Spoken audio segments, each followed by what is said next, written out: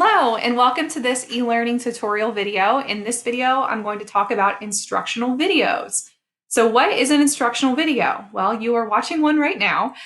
Instructional videos are short videos that are designed to help share knowledge, demonstrate a concept, or show someone how to do something. So if you've ever wondered how to fix something around the house or wondered how to do something and pulled up YouTube, that's a prime example of the powerful tool of instructional videos. So reasons why they're helpful for our learners, especially on e-learning days, they're great for providing options for representation. So that whole middle section of the UDL guidelines with the purple, providing options for perception, language and symbols, as well as comprehension.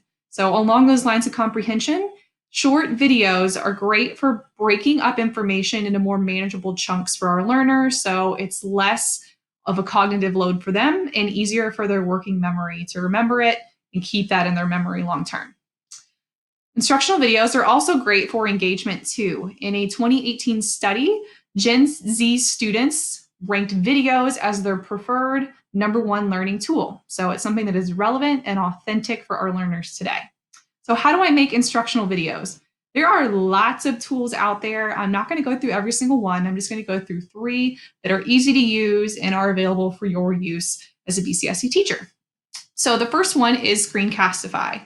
I'm actually using Screencastify right now to make this video. It is a free Chrome extension, so it works on Google Chrome. If you're using any device, it will work as long as you have Google Chrome working.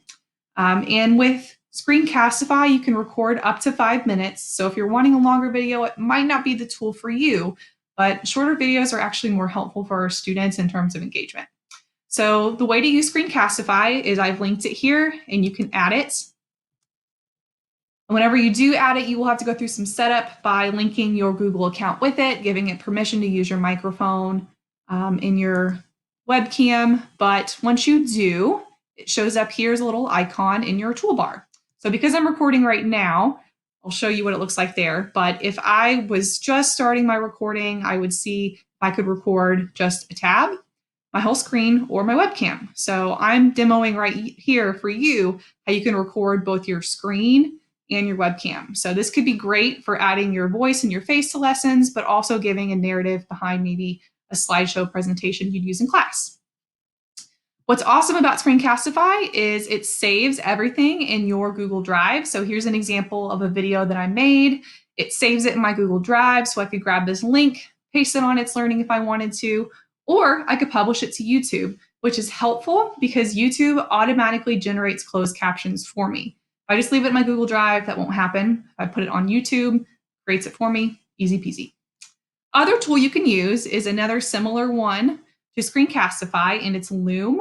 It's another extension, so it works in Chrome, but you can download the desktop version of it too.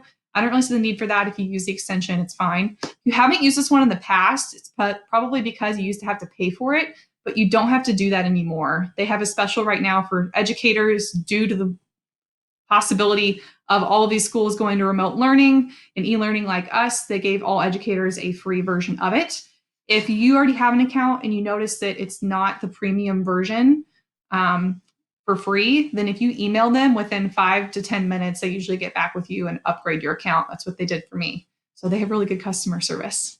The other tool that you can use is on eLearning, and it's the rich text editor, which is found all across eLearning. So I'm going to pull up a course. So like I said, it's found in lots of tools on eLearning. If I go to a page, I can put it on rich content blocks. It's also on the assignment tool, notes, tests, virtually anywhere. So I'm going to pull it up. If I wanted to use eLearning for my video, I just click the video icon. I'll have to give it permission, but I can record all in one right here. And you can have pretty lengthy videos on here if you would like. So this would be great if you want to have a video recording of you doing your instructions for your students. So tips on instructional videos. Try to provide closed captions or transcripts if you can. It's another option for representation for our students. Keep it short, less than 6 minutes is preferred. That's best for engagement.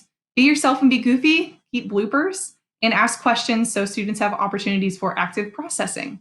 Good luck.